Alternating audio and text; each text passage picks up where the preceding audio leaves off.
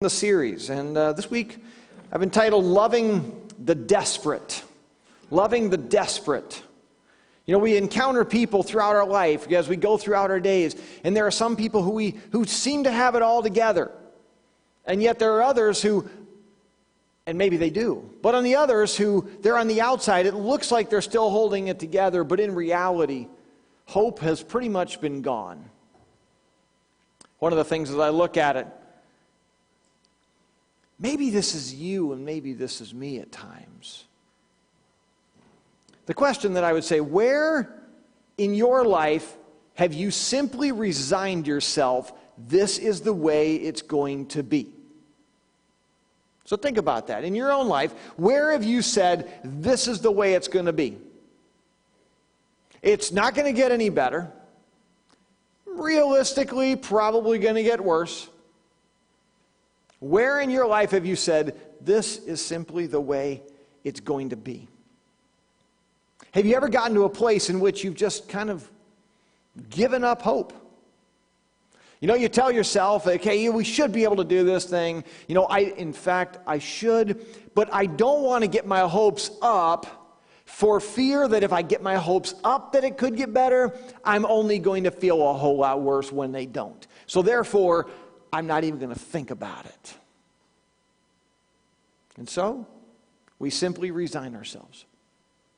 Giving up hope for maybe a better life, what could be, maybe even in our minds, what should be. You see, I tend to think that people are looking for health. They're looking for healing. They're looking for wholeness. So many people, they're looking for more. And so often they miss the one who can do this.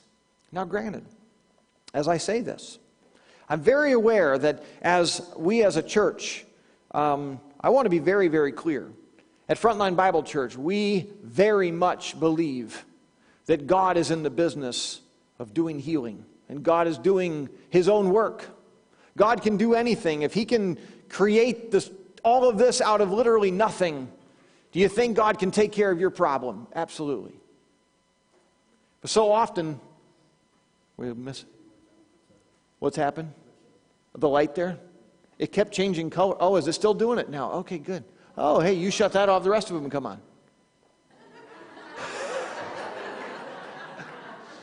You know, as long as they don't change colors, I'm fine with that, Dave. We'll leave those? Okay. Yeah. There was like a strobe going on back there. Meanwhile, back at the ranch, as we look through this and as we go through it, so often we think, okay, God, you know what? Can you heal in this situation? Can you do something? And oftentimes our theology sometimes gets in the way, and we say, no, you know what? I haven't seen God do this. I haven't seen God do that. Therefore, God can't do it. And at times we need to remind ourselves, you know what? God can still do it. God is still in the business of doing miracles, still in the business of doing healing. But just because we say, and just because I have enough faith, and just because I pray hard enough, just because I don't do some of those things, doesn't mean God is automatically obliged. And so we live in this tension between God can, but will He? That's the tension that we live with. But oftentimes, if our theology gets a little too which way, one way or the other, we can become very disillusioned by God, can't we? And our theology says God won't, God can't, therefore He won't, therefore I'm not even going to worry. I'm just going to resign myself as the way it is. Or I get so hopeful over here, and I think that God can, and He should, because I'm doing this, and I'm going to church, and I'm reading my Bible, and I'm doing all this sort of stuff, realizing that maybe God won't. And so how do we live in this tension? How do we help others as we live in this tension? Because there's a world of people around, and I'll trust me, probably many of you are here today who have simply resigned yourself to something. And so the question is, how do we as Christians have intentional relationships with those who maybe have simply given up? They've given up on their health. They've given up on their marriage. They've given up on their jobs. Given up on their kids. Maybe their parents, the neighbors. What is it that you maybe have given up on? And what can Jesus do for you? So this morning as we talk about it, we're going to look at a very interesting passage one that I've had a ton of fun studying. John chapter 5. John chapter 5.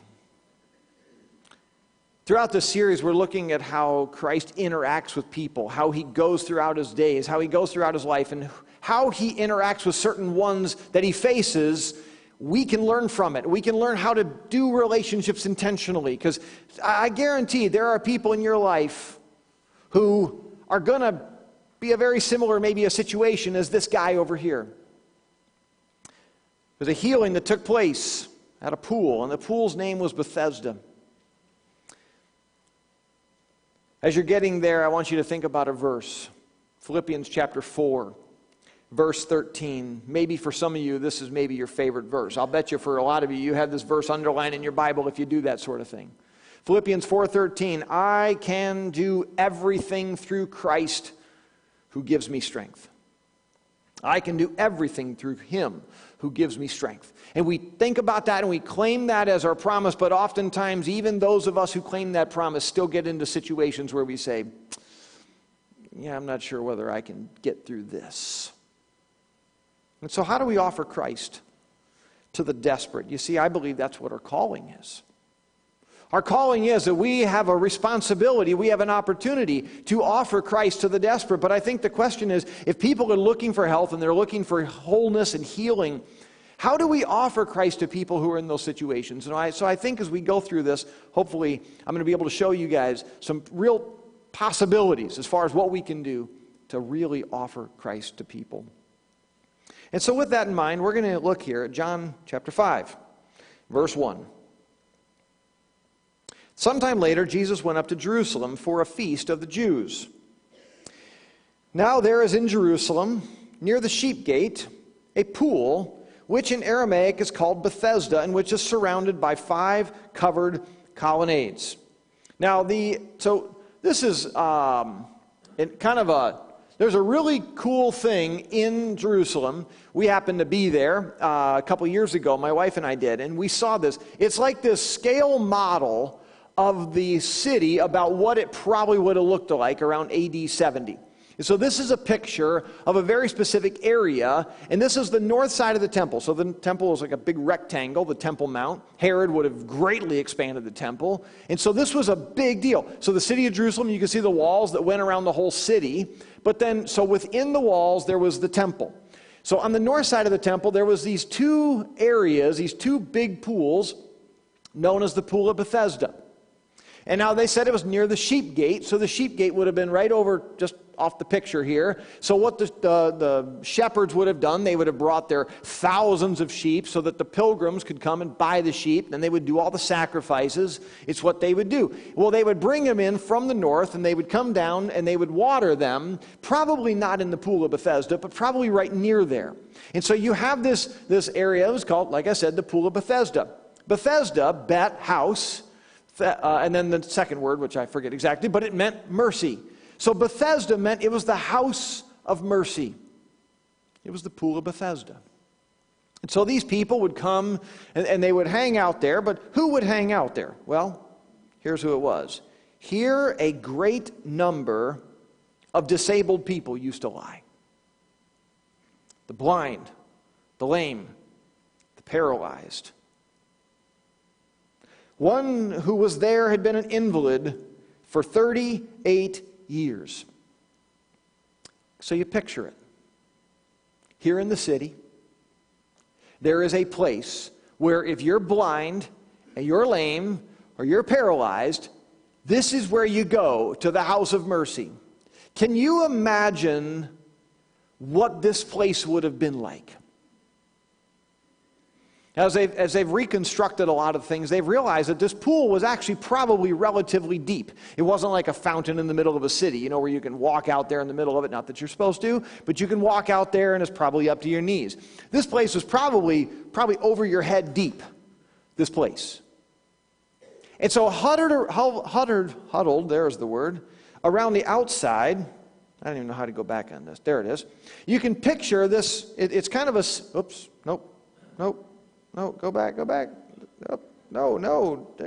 There it is, right there. Nope. Is that the one? There it is. I'm still learning this thing right up here, okay? So you can picture this scene, probably something like this. I don't know whether it was a deep end and a shallow end. We're not exactly sure. But there's these people who are huddled around. Now, I picture not just a few. In fact, the text tells us there was a great number of people. Picture, had sores. Think about the people who may have been moaning and groaning in misery. And they're all there, huddled around each other. Can you imagine the hopelessness and the despair that must have been present at this particular place? I mean, I picture going downtown to an inner city, whether it's Grand Rapids or whatever else, and seeing people, just a huge group of homeless people who are all coming together, sharing their brokenness, sharing their hurt, sharing their want and their need for something better, and yet they don't feel like they belong anywhere else except with each other, and therefore they come together, and the sense of despair that may oftentimes be present. And that's what I picture. I can't imagine that this is a place that most parents would wake up in the morning and say, let's go swimming at the Pool of Bethesda, kids. Probably this place was not a place where very many people went, actually, except those who were desperate. And so we find that this one man was there.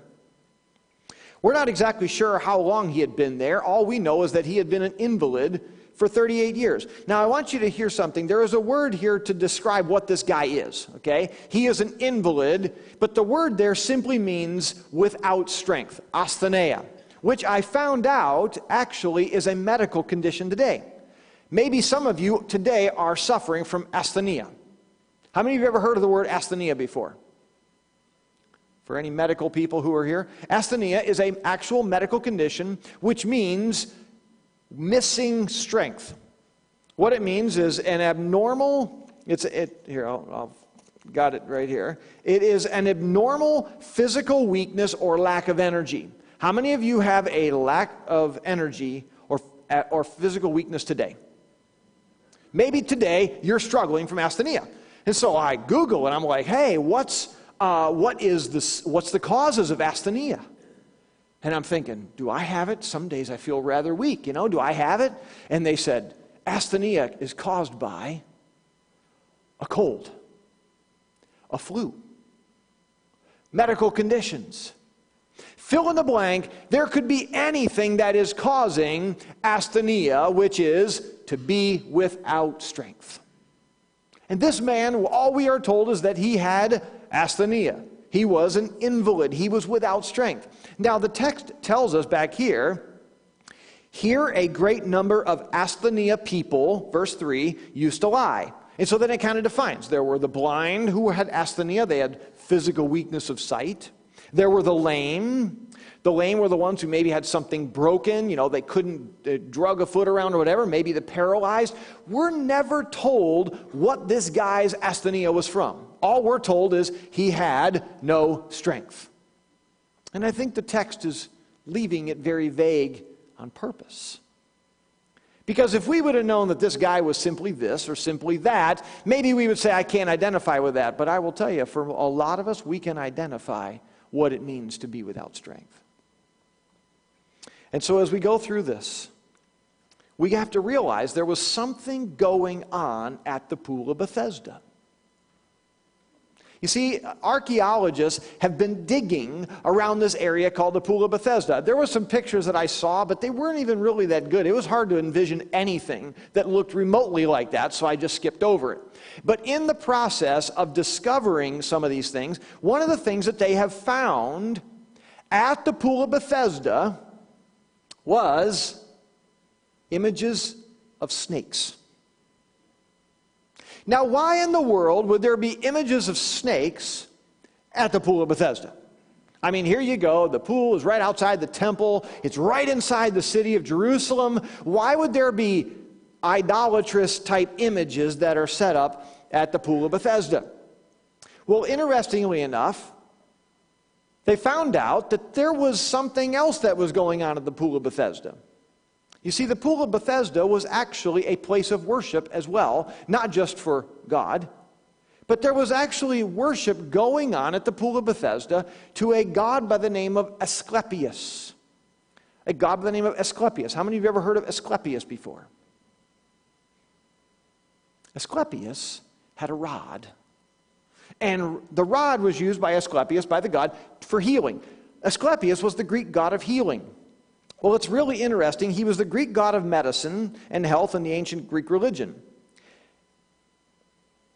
The god's mythical daughters, he had two of them, included the goddesses Hygeia and Panacea. How many of you have ever heard of words like hygiene and a panacea? Now, panacea is an elixir. It's like a cure-all. It's like, hey, here's your snake oil. Would you like some snake oil? Oh, you have a pulled toenail? Here, you need some of this elixir. You need this panacea over there. Oh, you got a headache? Here's some panacea for you. It's kind of this catch-all term meaning we're going to bring the pain, take the pain away. That's kind of what it is. And so Asclepius was the god of medicine, and so he was there against death, and he would fight death every day, and he would try to beat up on death, and he would use Hygeia and Panacea as his daughters to be able to do this. Have you ever seen anything that remotely looks like that little insignia over there? You ever seen that? Ever seen something like that before? Interestingly enough, whenever you see an ambulance now, you're going to think, oh, it's the rod of Asclepius. In fact, it's interesting, Hippocrates, he actually, as part of the Hippocratic Oath, Hippocrates has the rod of Asclepius on it. Hippocrates worshipped Asclepius. So it's interesting as all this stuff comes together. So if we go back, which I'm not exactly sure how to go back in this thing. Oops, there it is. If we go back, you can picture right here in the city, you got the walls, you got everything like that, and just outside the temple, where the temple was designed to be worshiping God, you had this place. We got God and Asclepius over here. Now we think, how in the world can they be worshiping a Greek God right outside the temple walls? How is that even remotely possible? What is going on? I would submit to you that desperation causes you to do crazy things. How many of you have ever tried God to get your problems fixed, and he didn't fix your problems the way you thought he could? Therefore, you resort to who knows what else. How many of you have ever done that before? Liars. Liars out there. You're all a bunch of, not all of you, but a lot of you are. We've all done this before. You know, God, I pray about this, and I do this, and I think, okay, God, you're going to do this. I wait a little bit. How many of you, if you had been dealing with something for 38 years, might have tried some other source of help and healing other than God? And so you can picture it. Desperate people looking for something. Maybe they went to the temple, which was right around the corner from them. Maybe they went to that temple. Maybe they went there to try to get the help and try to get the healing. Oh God, okay, I'm going to do it. I'm going to go every single day. I'm going to go worship you. I'm going to do this. I'm going to bring the sacrifices. A month goes by, 6 months goes by, year goes by, and you hear that over there's these crazy magic waters. Oh, I'm not going to go over there. I'm going to keep going over here. But there's these magic waters. Hey, it's worth a shot. Let's go check over there. Let's go see what's going on. And so we find out. There's magic water taking place. When Jesus saw him lying there and learned that he had been in his condition for a long time, he asked him, "Do you want to get well?" Seems like an odd question to ask somebody. It'd be like me walking up to one of you on your hospital bed, and I say to you, "Good morning. It's great to see you today. Hey, would you like to get well?" Well, duh, I want to get well. Absolutely, I wouldn't be here. I want to get out of this thing. I think it's an interesting question, though. It's an interesting question because I think sometimes there are those who really don't want to get well. Have you ever known anybody who has begun to identify themselves as their problem?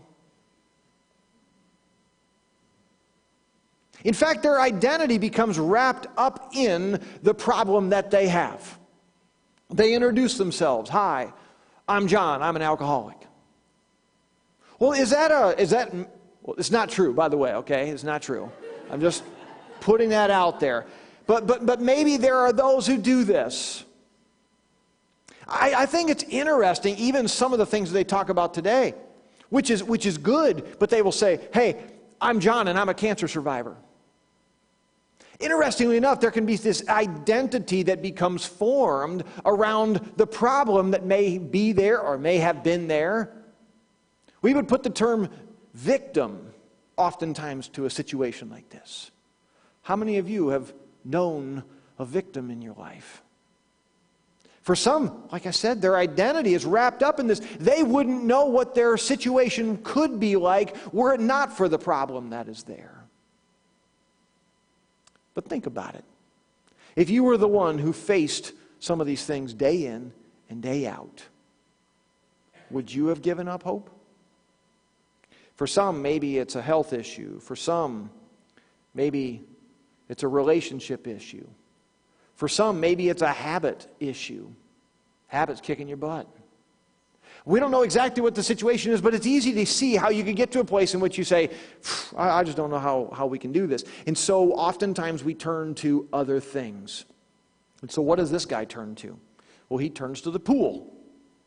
Sir, the invalid replied, I have no one to help me into the pool when the water is stirred. While I'm trying to get in, someone else goes down ahead of me. Now, if you have a King James Bible or maybe some other Bibles, oftentimes I skipped over some verses in your Bible. If you have an NIV Bible, if you notice really closely, you have no verse 4. Not sure if you noticed as we were reading this, but you have no verse 4. If you look down in the margin, right at the bottom of your page, you will see there's like a little footnote there. Because this is what's missing in your text. It's at the end of verse 3. And they waited for the moving of the waters, verse 4. From time to time, an angel of the Lord would come down and stir up the waters. The first one into the pool after each such disturbance would be cured of whatever disease he had. And then it would go back in to verse 5. One who was there had been an invalid. So as we've read this, even as we've read this for many years, the assumption was that the waters were moved by an angel, and so the people, you can just picture the scene. You can just picture the scene as the water starts moving, and people are like, the water's moving! And you can just picture all these blind and the lame and whatever as they're all falling, tumbling. Quite the scene, just trying to get over to the waters, thinking that the water's going to heal them. I have an image in my mind of Finding Nemo. Now, I don't know if you remember the scene, but it was in Finding Nemo 3. They were in the tank, okay? And remember they went to the fish tank over at the dentist office in the aquarium? And so they're in the fish tank, and there's a little treasure chest that every once in a while pops open and lets the bubbles out, right? You ever seen a fish tank before? Okay, so every once in a while, the tank opens up, and the bubbles pop out, and what does the yellow fish do? Bubbles! So here's the picture. Bubbles! Wherever he's at in the tank, and he runs over and he closes the tank and he looks over at Nemo and he says, my bubbles. I don't know if you remember the scene there. But that's kind of the picture that I'm envisioning here as the water starts moving, and all of a sudden you have all these people start going, bubbles! And they all start falling in toward the water, trying to get over there, hoping against hope that would be their day. And so the question, as we go through this, is what was going on? What was going on in this particular scene? Well, here's what they found out. There was a spring that was feeding the pool of Bethesda, and it's what's known as an intermittent spring. And so every once in a while, the spring would shoot some water out and then feed the pool of Bethesda. Well, superstition had gone on, had taken place, And what it had led people to believe was that this was the god of Asclepius who was every once in a while releasing his panacea, releasing his magic. And these people were believing that somehow this would happen. And so you could just picture the power of encouragement, or the power of the mind, that somebody falls in and says, "Oh, I'm not blowing my nose as much as what I used to. There's magic in those waters." Or this person gets into the water and says, "I fell in first and I wasn't healed." "No, you weren't first. I was first over here." Or the situation is, maybe the God was sleeping this time. You got in, but maybe you need to try it again. And we think to ourselves, okay, who would believe that sort of thing? Well, think about it like this. Are there people today who are flocking and coming into churches, and they're saying, "God, if I say this prayer and if I do this sort of thing, that God, you have to heal this," as if God is a magic genie. That as long as I do the right things, and then when they don't get healed, as they say, the answer is, maybe you just didn't have enough faith. And the discouragement sets in. Or, you know what, maybe there's a sin in your life, and that's why God's not doing this. Or maybe what it is you need to give more to the church. God knows you've been holding back on Him. And so oftentimes there are reasons that oftentimes are given, even in churches, as to why God doesn't operate always the way we think He should. And so we begin to break this thing down into a system of rules and regulations, or kind of these magic incantations, and we as Christians would never do something like that. But it's amazing how often we, even as Christians, turn to things other than Jesus Christ. Now I want you to know this. These little places of healing like this, they became known as Asclepions. They were houses of healing, sacred places where you would go to be healed. They would offer things like massages, and they would offer things like, they would offer holistic treatments, massage, herbal infusions. They would do dream interpretations. You would go there for the mineral baths. You would go there for some of those things. How often do some of these things even happen today? Interestingly enough, Asclepions came to be known as hospitals. Now trust me, I'm not saying anything about hospitals. I'm not saying anything about medicine. I'm not saying anything about that we shouldn't look to some of those things. In other words, we should be like some groups out there who say, "Oh, we don't need medicine, we don't need science, we don't need that stuff, we just need God." No, you know what? If you are a diabetic, you need to take your insulin. But oftentimes what happens is we get so focused on the things. We get so focused on the things that we forget there is a God who is out there who can offer healing and wholeness and help and hope and all that sort of stuff. And so as we go through it, we're kind of like this guy.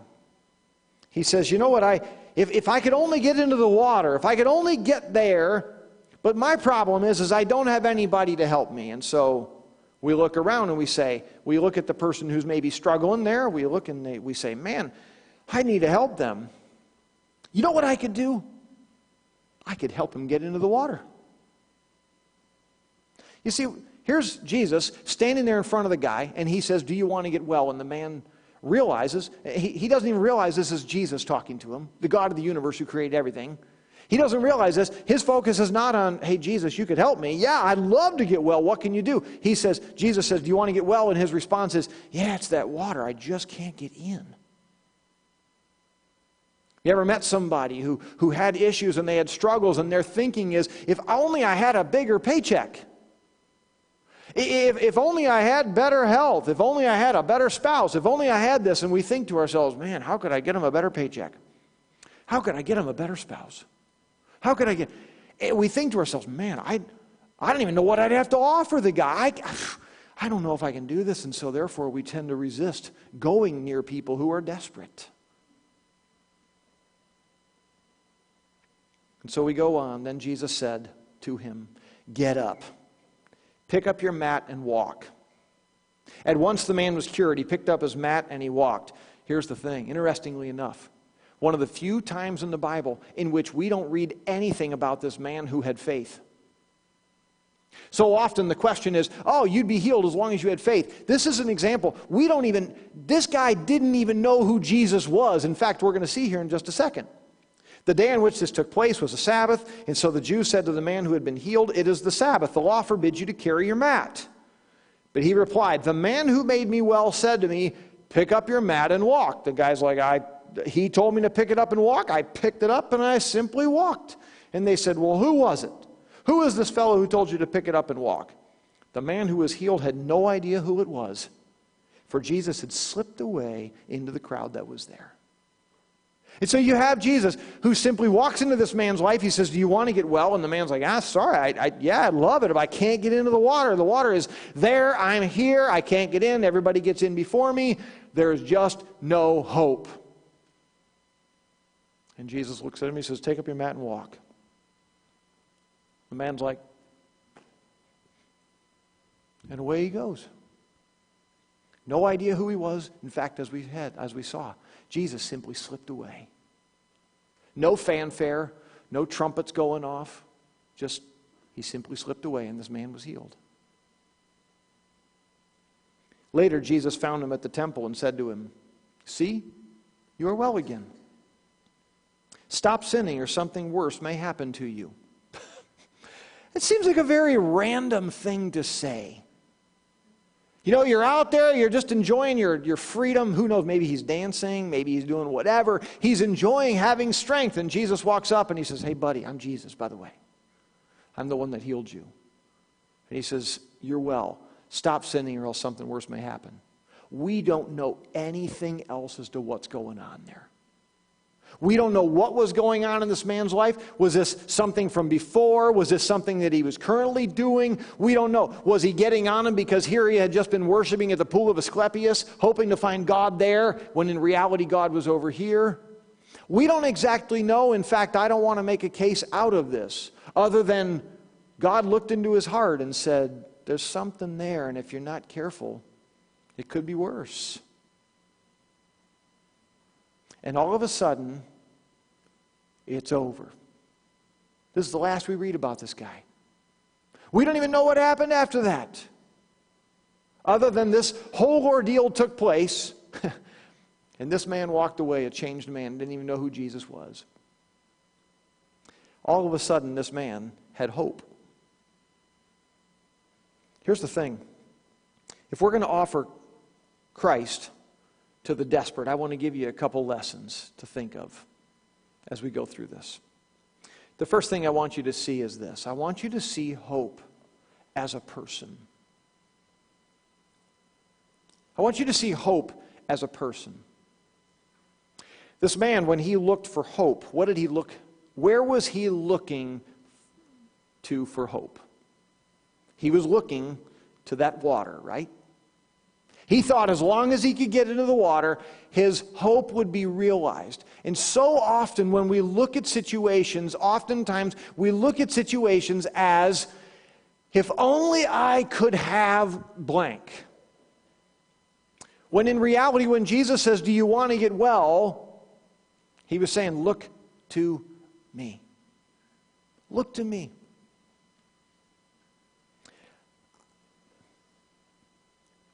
When we look at people,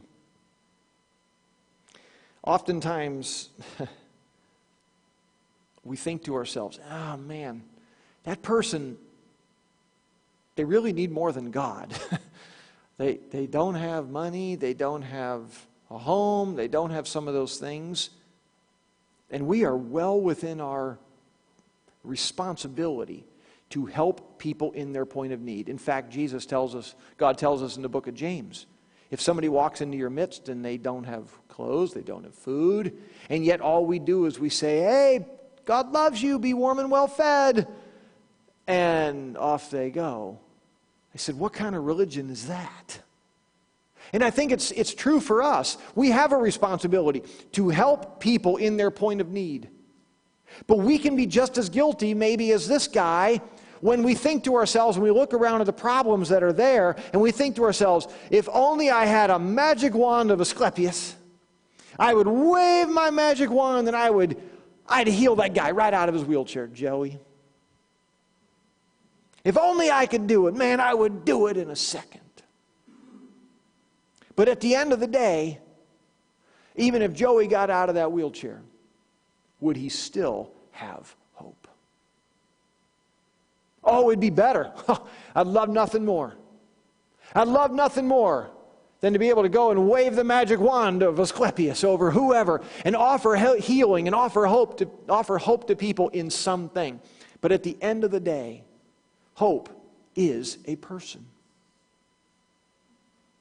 And if we don't realize that, then sometimes we can be caught up just in trying to get people's temporary needs met and forget that there's a real need that's present and they need hope. And there are people who are in desperate, desperate situations, and yet they are filled with hope. Hope is a person. Number 2. Second lesson is this: we need to make room for the power of God. I think this is something that's very easy for us to get into. How many of you have got God pretty much figured out? You know, there have been times in my life where I think I got God pretty much figured out. You know, I pray about this, and he seems really concerned about these sort of things, and he tends to act in those sort of ways. But when I've prayed about this, nothing seems to get better over there, so I've just figured out God's not real concerned about that. He's concerned about this because he does something here. He doesn't seem to be doing anything over there, therefore he's not real concerned about that. So I just leave that one open. I may even stop praying about that. But oftentimes we forget that God has power and he has things that he can do in any way that he wants to. And so in particular, when you look at, here's a man who had been an invalid for 38 years. Why did God wait 38 years to heal this man? Why? How long did God need to heal this man? Just like that. We see people who have been struggling with this or struggling with that. Maybe it's you. Maybe it's me. We've been struggling with this. We've been struggling with that. And maybe we're at a place where we think, you know what? I've just determined God's never going to do it. I have resigned myself. God's never going to do it. Joey's never going to get out of that wheelchair. I've just determined God's never going to do it because you know what? He's not out of the wheelchair yet. Therefore, God is not going to get Joey out of that wheelchair. How do we hold the tension between making room for the power of God and letting God be God? In fact, that leads us to the third lesson, which is this: leave room for the purposes of God. You see, as we go through these things, this man, it's strange, but this man, 38 years he was this way until one day God walks past how many other people who were paralyzed, lame, blind, whatever else, and how many people does Jesus walk past to get the one guy, and how many other people did he heal that day? How great number that he walked right by, and how many did he heal that day? One. And then he slips away. Have you thought, wouldn't that have been the coolest if Jesus would have gone there and said, hey everybody, you're looking to the god Asclepius to heal you. Jesus is here. And he would say, everybody, I want you to take up your mat, take the blinders off your eyes, whatever it is, and I want you to get out of here. What a day this is. How cool would that have been? And yet what happens that day? One guy out of this whole group gets healed. Why? What does the text tell us? The text seems to focus about just as many verses on this guy being before the religious leaders who were like, you're walking on the Sabbath, you're carrying your mat on the Sabbath, you shouldn't be doing this on the Sabbath. It's almost as if Jesus walked in, healed the man, just so that he could go pick a fight with the religious leaders. And we say, God, why do you do the things you do? God's God. who am I, who are you to argue with the purposes of God? And so maybe you're here today and you're saying, God, man, today's the day. I've been making my life right with you. I'm back in touch with you. I've been praying more. I've been singing more. I've been helping little old ladies more. I've been doing all the stuff you need, God. Today is the day that I'm going to walk out of here. The pool of Bethesda is my day. And so we say, God, are you going to do it? And I want you to turn over to 2 Corinthians chapter 12. 2 Corinthians chapter 12. Verse 8. 2 Corinthians chapter 12 and verse 8.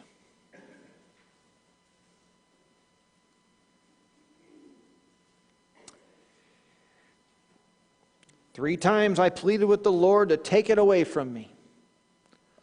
Who's this? Well, this is Paul, the Apostle Paul.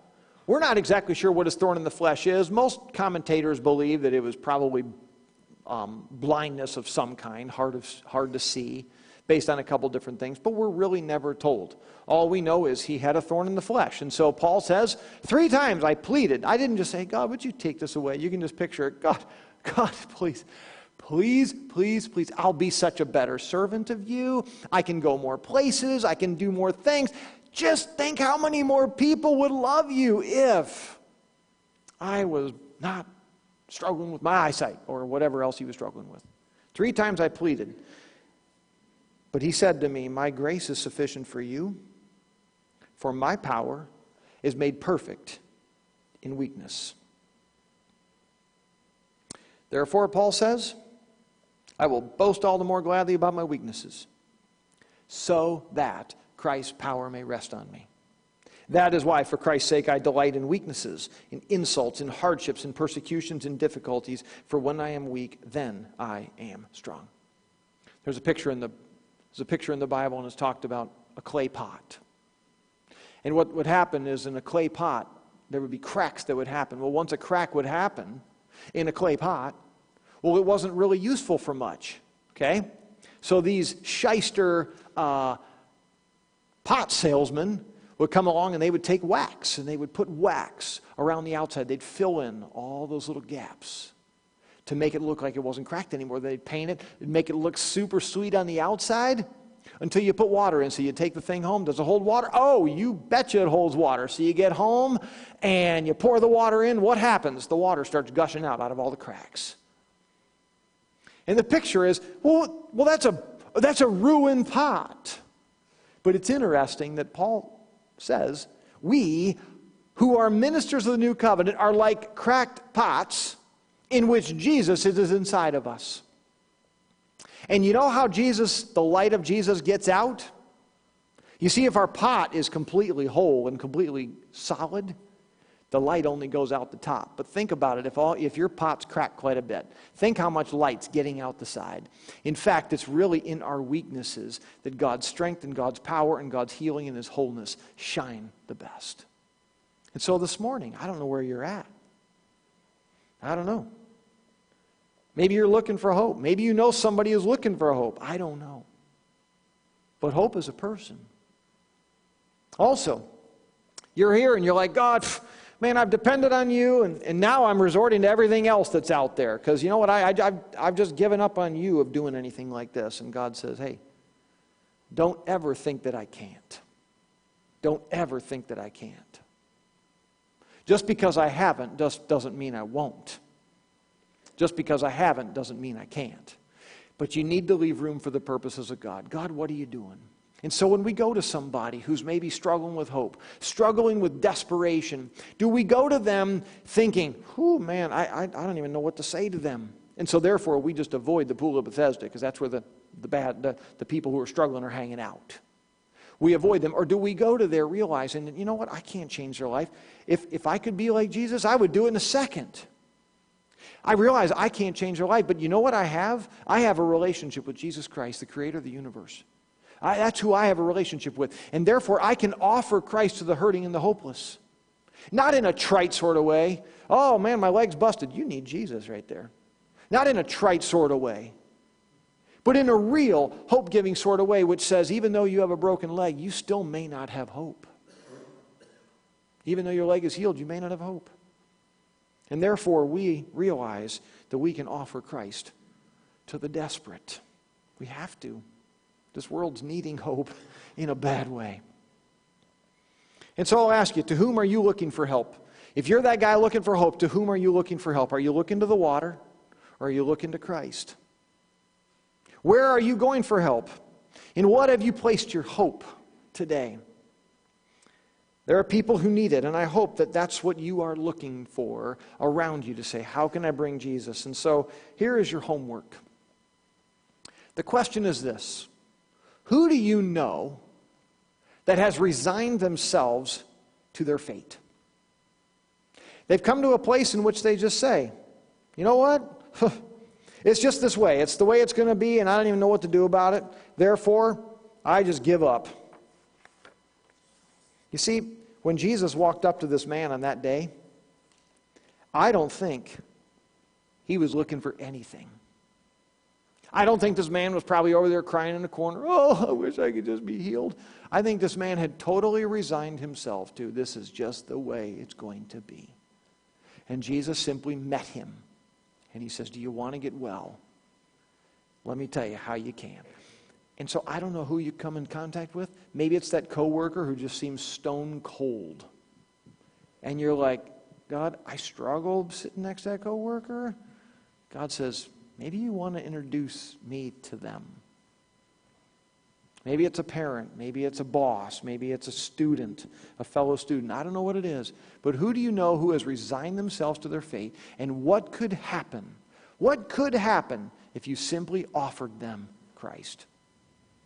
And so as we get ready to wrap up here, I hope a name or somebody is coming into your mind. And here's the thing. I dare you to do something about it. I dare you. A double dog dare. You can't give up on a double dog dare, okay? A double dog dare you to go and simply offer Christ. And you're going to be scared to do it because you're going to be like, yeah, but they got all these problems. Just trust me, Jesus says. Just trust me. What could happen if you did? Let's all stand together as we close in prayer.